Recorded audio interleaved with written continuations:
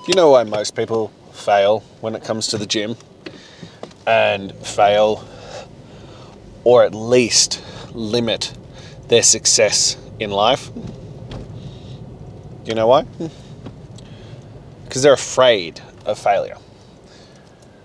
The reason why I think the gym is one of the most helpful and delivering tools, and it's why we utilize it as the catalyst point to teach greatness, to teach you to progress into being the greatest version of yourself, and why there are so many fundamental lessons that can be learned from the gym, from exercise, from all those things associated with it, is that it's at its simplest form, especially when we're talking about lifting weights. The idea is to seek failure. It is to pursue it. And there will be, oddly enough, points that seem like failure that aren't actual failure. And we're talking about muscle failure here, muscle fatigue. And they just hurt, and your body's going, no, we can't take any more. And that's when you have to find another level and push forward.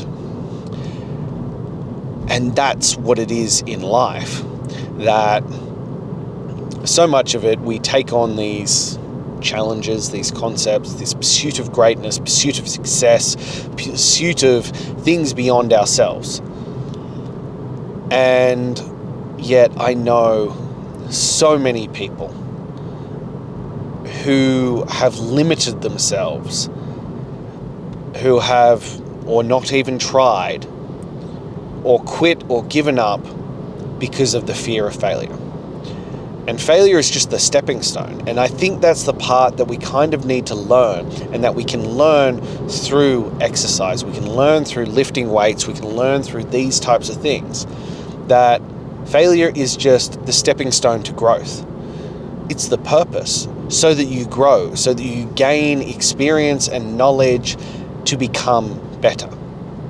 Now, when you are lifting weights, and there is so much more to it than this, but you are aiming to reach that maximum failure point. You are aiming to push your body so that it physically cannot crank out another rep.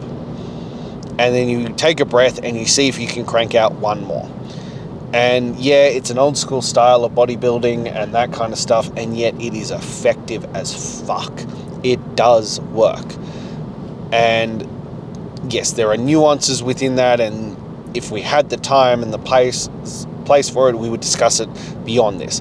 But on its basic level, that's how it works. That you need to break down the muscle so that it can grow. But it's the same for success.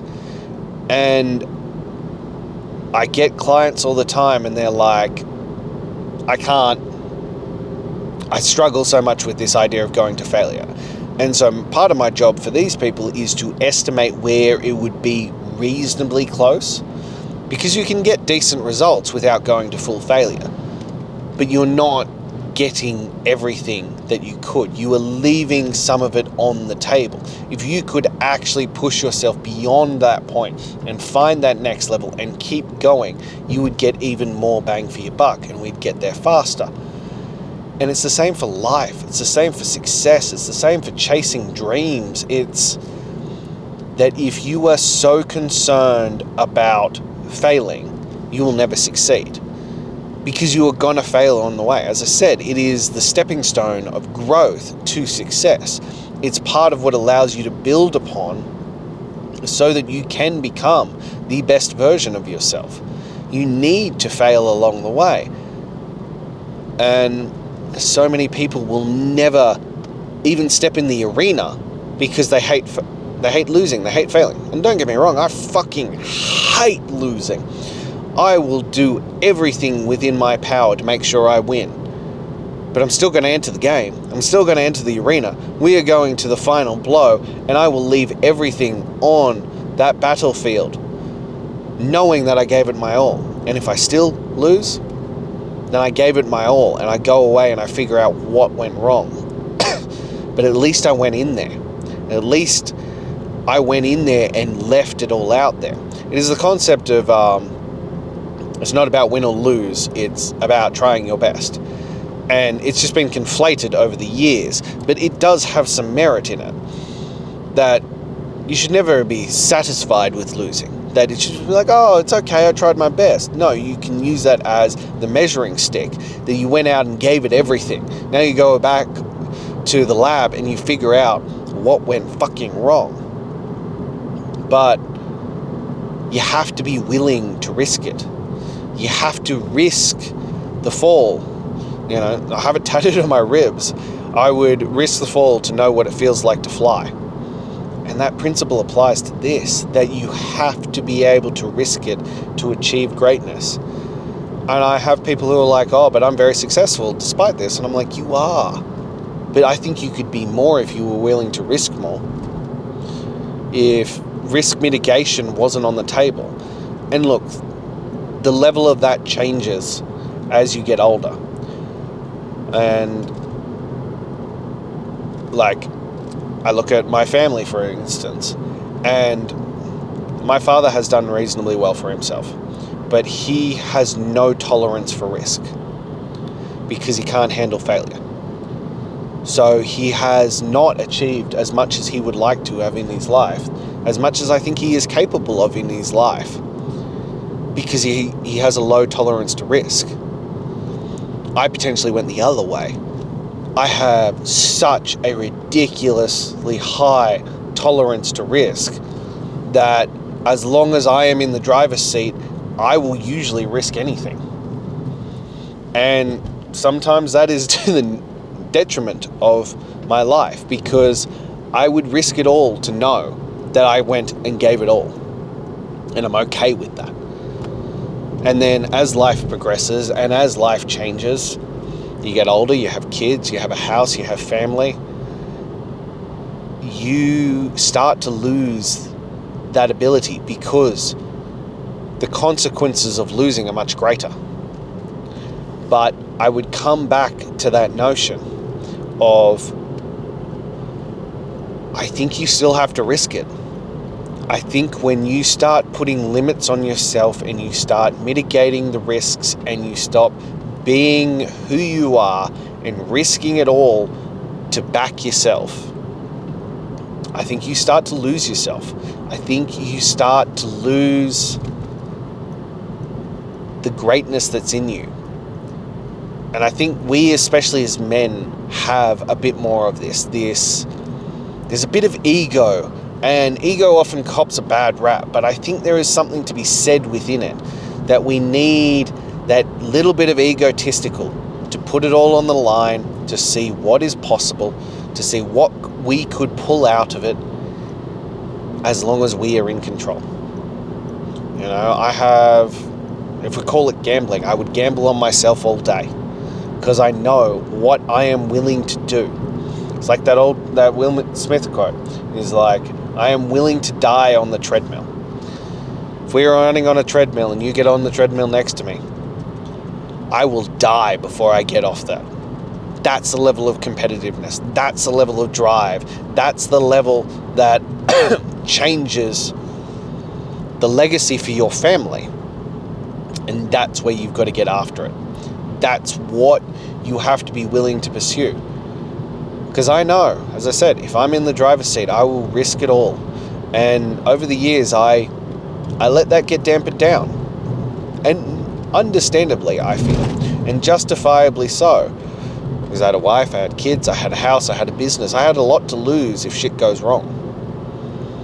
But on the same side of that, if you aren't going to take the risks, I don't think you're gaining anything. And I think it's actually a slow trudge to death.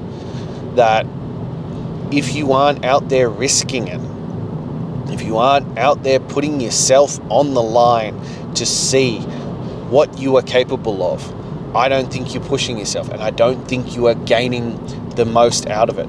You have to risk the failure, because that's where you push it beyond. When you put it all on the line, your back's against the wall, and you are now having to figure it the fuck out because you have no other option. That's something that's valuable. And to be honest, That's where I thrive. That's where I'm at my best, is when my back's against the wall, the odds are against me, everyone thinks that I am down and out for the count. Yes, car, it's cold outside. That's where I am at my best. That is where I come alive, when it's an impossible victory. You're looking at the underdog, my son. You are looking at the underdog who is about to shine through. He is about to prove all the haters wrong, that I am going to show you what is possible. Because I am in the game. Because I entered the field and I'm willing to risk it all. So that's what I believe. I believe that your fear of failure is holding you back in all aspects. And your fear of eating some shit, of dealing with some pain, of putting up with discomfort is holding you back. So I think it's time that you let go of that fear of failure. You put that faith in yourself. You put the faith and confidence in you, that you are capable of doing that. Or you are capable of changing the game, of completing anything. Back yourself. Fully bet the house on you. Because I believe that when you go all in on yourself, when there is no other option but for you to win this, that's when you will discover a different side of you. That's when you will discover who you truly are. And that's when you'll figure out what is truly possible for you. And as I say this, it's part of why I do these videos, is because I get to talk through the stuff that's in my head, and I need to get it out there because there is so much in my head. But this has just been the answer I've been looking for. I've been scared of facing something. I've been scared of whether I can truly pull this off. No, I've got to bet the fucking house on this now. I've got to go all in because I am in control. As I enter phase 2 of this, I am the one who is going to dictate what's going to happen. I am the one who is willing to sacrifice more than anyone else to reach my end goals. And I think you have that in you too, because I don't think you'd be here otherwise. So it's time for us to go all in. It's time to burn the motherfucking boats, to bet the house on ourselves and see what we can truly achieve. So that's all I have for you today. Now, as always, standard platitudes. If you enjoyed this, if you took a grain of nugget, something made your mind explode, or you just went, man, that guy Lachlan Farley, he's fucking cool. I like listening to him. Please like, comment, subscribe. Help us join the greatness movement. If you felt this could benefit someone else, please share it so that we can help spread the word and we can change more men's lives.